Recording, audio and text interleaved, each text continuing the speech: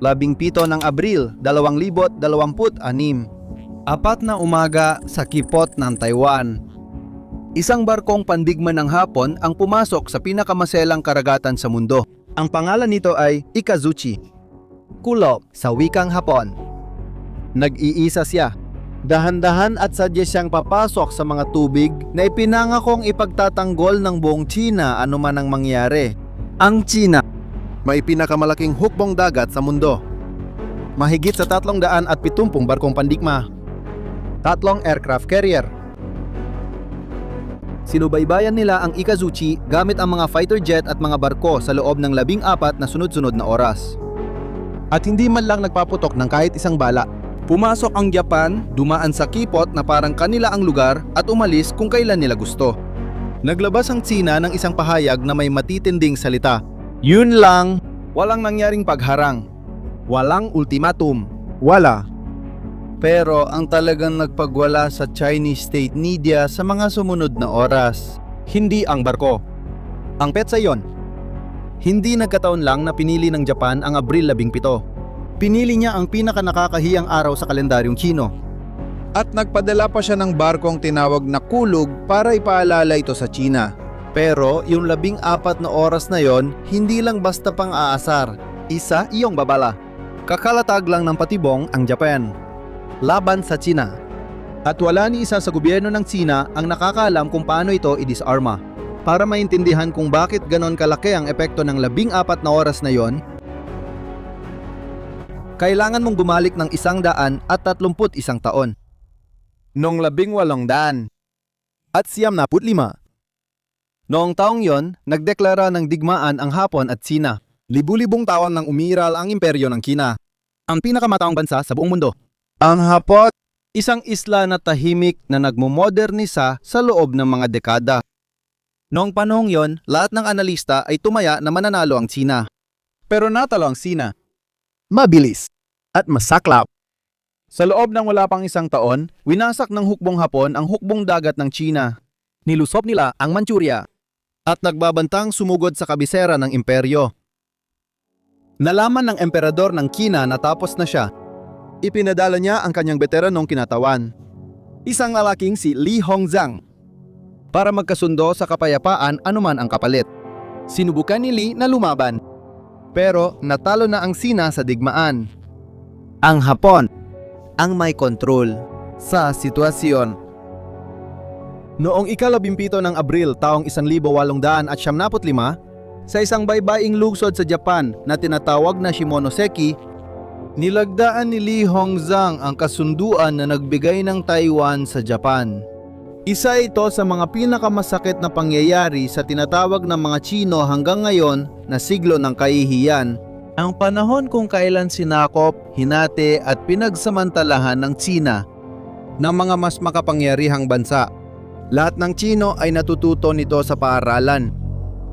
At 131 taon pagkatapos, sa mismong anibersaryo ng bukas na sugat na iyon, nagpadala ang Hapon ng isang barkong pandigma sa kipot na naghihiwalay sa Taiwan mula sa kontinente ng China.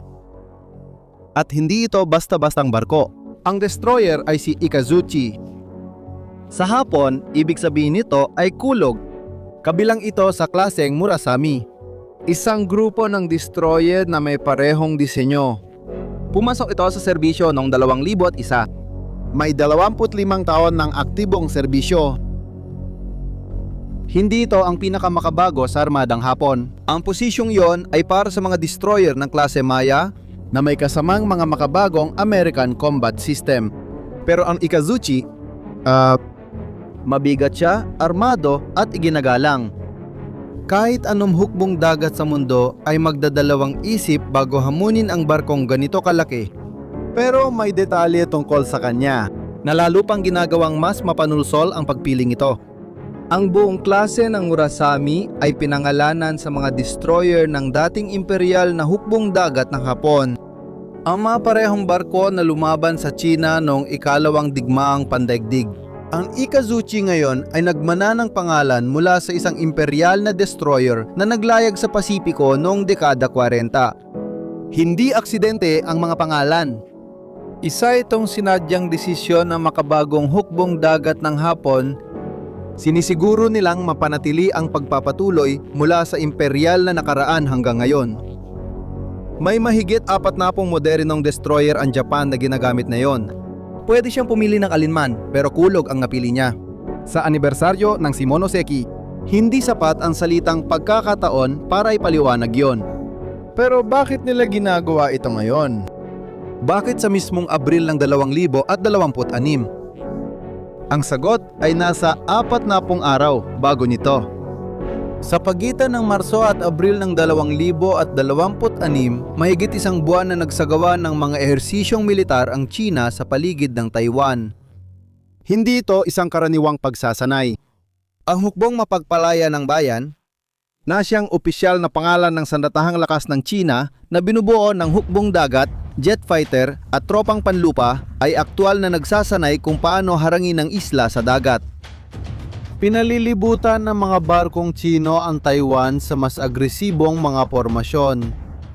Tumatawid ang mga jet fighter sa di nakikitang linyang naghahati sa kipot. Isang hangganan na dekadang iginagalang, ngunit kamakailan ay lalong nilalabag ng China. Isa itong ensayo. Isang live na ensayo ng pagsalakay para sa buong mundo.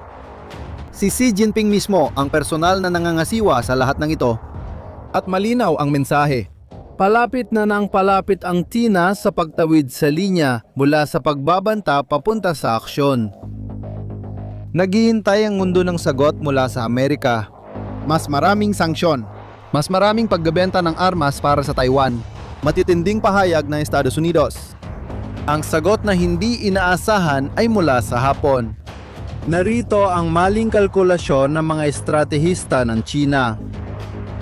Sa loob ng 80 taon, namuhay ang Hapon sa ilalim ng isang konstitusyong pasipista na nagbabawal sa mga opensibong aksyong militar. Ang China ay umaasa na magpapatuloy ang tradisyong iyon. Na magpoprotesta lang ang Hapon sa salita tulad ng dati pero hindi magpapadala ng barkong pandigma sa kipot. Na mananatili silang walang magawa gaya ng maraming krisis noon. Nagkamali ang Sina at malaki ang pagkakamali nila. 4 oras at 2 minuto ng umaga, 17 ng Abril, 2026. Pumapasok ang Ikazuchi sa kipot ng Taiwan. Madilim. Alam na alam ng tripulasyon ang ginagawa nila. Alam nilang pinapanood sila ng China. Alam nilang natukoy ng bawat radar ng China sa kontinente ang presensya ng barko. At nagpapatuloy sila dahan-dahan. Ang isang destroyer ng Murasame class ay kayang umabot ng 55 kilometro bawat oras. Ang kipot ng Taiwan ay may habang 370 kilometro. Kung gustong tumawid ng Ikazuchi sa pinakamabilis, 7 oras ang aabutin. Halos doble ang inabot niya. Sa 14 na oras na tuloy-tuloy, ipinakita niyang hindi siya nagmamadali. At lalabas siya kapag gusto niya. Sa Beijing, ang komandong militar ng China na responsabale sa silangan ng bansa. Nagpapakilos ng fighter jet at barko para bantayan ang Ikazuchi. Itinatala nila ang bawat galaw, koordinada at pagbabago ng direksyon. Pero hindi nila hinaharang. Naglabas ng formal na protesta ang Ministeryo ng Depensa ng China. Tagapagsalita ng Ministeryo ng Ugnayang Panlabas, itinuturing ang pagdaan bilang sadyang pang-uudyok at paulit-ulit na pagkakamali. Naglabas ng editorial ang pahayagan ng hukbong Chino na inaakusahan ng Hapon ng panibagong militarismo. Mga salita, salita lang. Alas 5:50 ng hapon, umalis ang Ikazuchi sa kipot. Walang pagmamadali. Hindi humingi ng paintulot. Walang nagpaputok ng kahit isang bala. Isa sa pinakamalalaking provokasyon sa pagitan ng mga nuclear na kapangyarihan sa mga dekada. Natapos ito ng walang kahit isang putok. At isa lang ang tanong na naiiwan. Bakit hindi tumugon ang Sina? Hindi nagpaputok ang Sina dahil sa 2 dahilan. At pareho itong nakakahiya. Ang una ay ang pinakahalata. Ang Hapon at Estados Unidos ay may kasunduang depensang mutual na nilagdaan mula pa noong 1960. Ayon sa kasunduan, obligadong ipagtanggol ng Estados Unidos ang anumang teritoryo. na nasa ilalim ng pamamahala ng Hapon na inaatake. Kung nagpaputok ang China sa barkong pandigma ng Hapon na may misyon, magkakaroon ang Washington ng lahat ng legal at politikal na rason para makialam. Nakapwesto na ang hukbong dagat ng Amerika sa Pasipiko. Ilang oras lang ang layo mula sa kahit anong bahagi ng kipot. Isang kuto at hindi makikidigma ang China sa Hapon. Makikipaglaban sila sa pinakamalakas na puwersang militar. Ang ikalawang dahilan ay mas hindi halata at sa maraming paraan mas mabigat. Bumaril sa isang banyagang barko sa loob ng kipot ng Taiwan ay pag-amin sa praktika na hindi sakop ng jurisdiksyon ng China ang mga tubig na iyon. Matagal nang ipinaglalaban ng China na ang kipot ay bahagi ng sarili nitong teritoryong pandagat at ang mga dayuhang barkong pandigma parang dumadaan lang doon na may ditahasang pahintulot. Kung paputukan mo ang barkong dumadaan doon, parang ipinapaalam mo sa lahat na pinag-aagawan ang espasyo na ito. May lehitimong karapatan din ang ibang bansa na naroon. Nagkaroon lang ng reaksyon dahil Hapones ang barko. At kung ang espasyong iyon ay pinagtatalunan, ang kwento ng 75 taon na ang Taiwan ay hindi maihihiwalay na bahagi ng China. Guguho sa isang putok lang. Naipit ang gobyernong Chino sa dalawang pagkatalo. Pinili nila ang di masyadong masakit. Walang ginawa. Magkaroon ng higit sa 370 barkong pandigma. Walang naging pagkakaiba. Pero ang tunay na kahihiyan, yung hindi kayang aminin ng kahit sinong tagapagsalita ng China. Wala sa hindi ginawa ng China noon, kundi sa ibinunyag ng pagdaang iyon, tungkol sa hinaharap. Pero bago ko ipaliwanag ang patibong, tingnan ang mapa at pansinin ang detalye kung saan nagsisimula ang Hapon at kung saan ito nagtatapos. Ang nakikita ng karamihan sa mga tao ay isang bansang pulo. Pero Hapon ay hindi isla. Binubuo ito ng libu-libong isla na umabot ng 3,000 kilometro mula sa pinakadulong hilaga hanggang halos umabot sa Taiwan. Ang pangunahing isla na kinaroroonan ng Tokyo ay nasa gitna ng arko. Mas sa bandang timog, naroon ang Okinawa. Mas lalo pang sa timog, palit ng palit ang mga isla. Ang huling isla Yonaguni ay nasa 110 kilometro lamang mula sa baybayin ng Taiwan. Ang arko na ito ay may pangalan sa mga manual militar ng China. Tinatawag nila itong unang hanay ng mga isla. Nakikita nila ito kung ano talaga ito. Isang likas na pader na naghihiwalay sa China mula sa karagatang Pasipiko. At narito na tayo sa problemang hindi malutas ng China. Tingnan mo, kapag nilusob ng China ang Taiwan, kakailanganin ng China na ipadala ang armada nito sa bukas na Pasipiko. Dahil ang puwersang maaring pumigil sa pananakop, ang hukbong dagat ng Amerika ay hindi dadaan sa dagat ng China. Mula ito sa Pasipiko, mula sa mga base sa Hawaii, sa Guam at sa kanlurang baybayin ng Estados Unidos. Para harangin ang mga dagdag na puwersa, bago sila dumating sa Taiwan, dapat ipuwesto ng China ang kanilang mga submarino, mga aircraft carrier at destroyer sa silangan ng mga isla ng Hapon.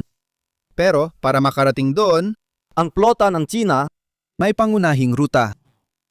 Isang bahagi ng dagat na tinatawag na Kipot ng Miyako. Ang Kipot ng Miyako ay nasa pagitan ng dalawang isla ng Hapon.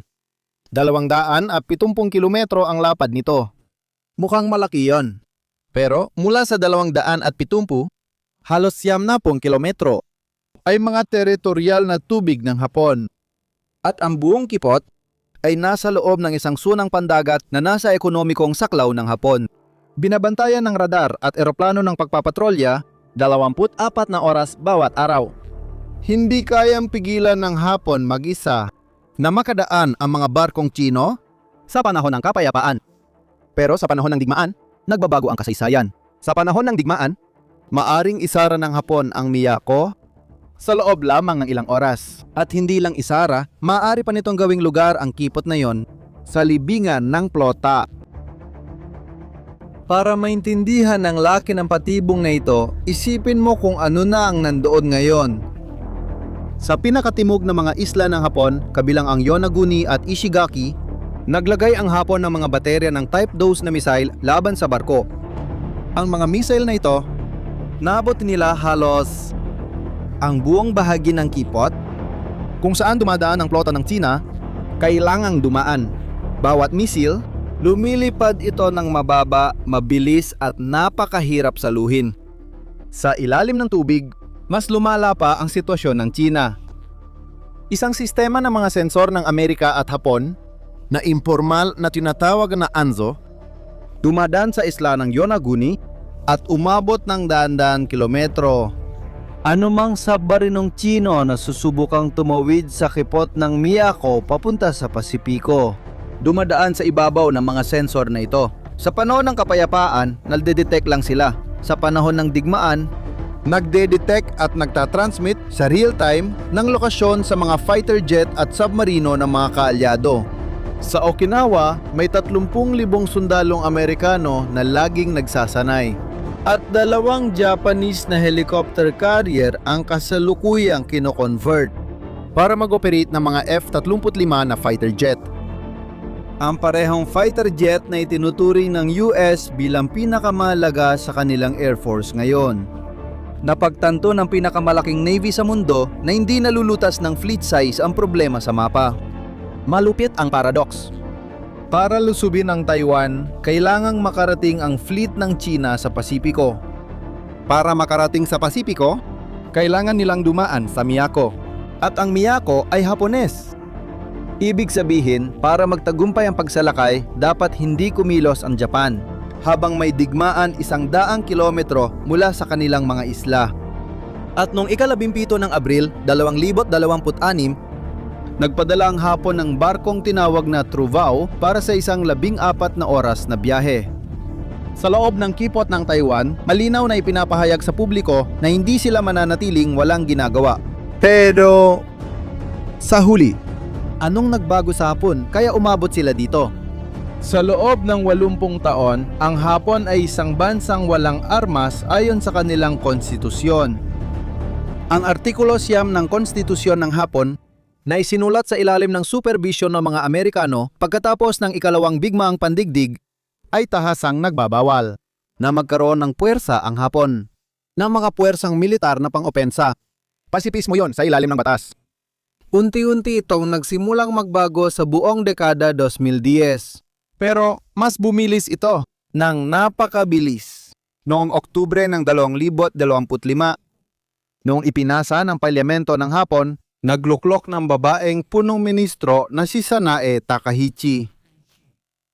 Siya ang kauna-unahang babae sa kasaysayan ng bansa na humawak ng posisyon at bisipulo sa politika ni Shinzo Abe, ang punong ministro na nagsimulang baguhin ang mga patakaran ng militar ng Hapon.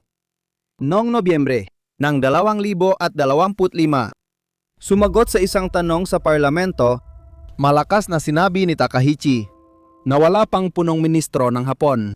Ang nagsabi nito noon na ang pag-atake ng China sa Taiwan ay, ayon sa batas ng Hapon, isang banta sa mismong kaligtasan ng Hapon. Sa praktika, ibig sabihin nito, maaaring gumamit ng militar ang Hapon para ipagtanggol ang Taiwan. Agad at walang kontrol ang naging reaksyon ng gobyerno ng China. Ipinagbawal ng China ang pag-angkat ng pagkaing dagat mula Hapon. Nag-post sa social media ang konsul ng China sa Osaka na ang Lake Takaichi ay dapat putulin ng walang pag-aatubili. Si Donald Trump na nooy presidente ng Estados Unidos ay tumawag kay Takaichi. Magiliw siyang hiniling na hinaan ang pananalita para hindi maapektuhan ang negosasyon sa China. Hindi umatras si Takaichi. 5 buwan matapos, pumasok ang destroyer Ikazuchi sa kipot ng Taiwan. Sa mga sumunod na linggo, pagkatapos ng pagdaan, ginawa ng China ang nakasanayan tuwing natatalo sa simbolikong labanan.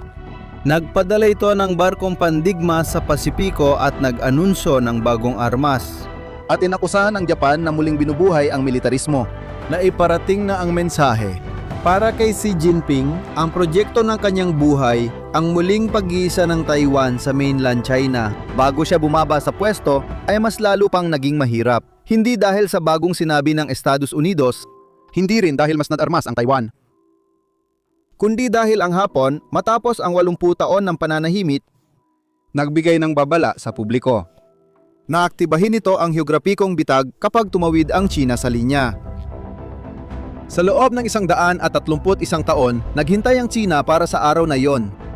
Kung kailan magagawa nilang baligtarin ang nangyari noong ika-17 ng Abril, noong taong 1895. Noong ika-17 ng Abril, 2026, sinigurado ng Japan na ipaalala sa China na maaring tumagal pa ang paghihintay na ito ng higit pa sa 131 taon. Ngayon, gusto ko malaman ang iyong opinyon. Tama ba ang ginawa ng Japan sa pagpapakita ng ganitong uri ng pang-uud sa anibersaryo ng Shimonoseki? Lumampas na ba sila at baka pinipilit ang China na kumilos ng mas maaga? Ilagay ang opinyon mo sa komento. Kung nakatulong ang video para maintindihan mo kung ano talaga ang nakataya sa Pasipiko, ibahagi mo ito sa isang taong kailangang makita ito. Mag-subscribe para hindi ma-miss ang next na video. Isang yakap at magkita tayo sa susunod na video.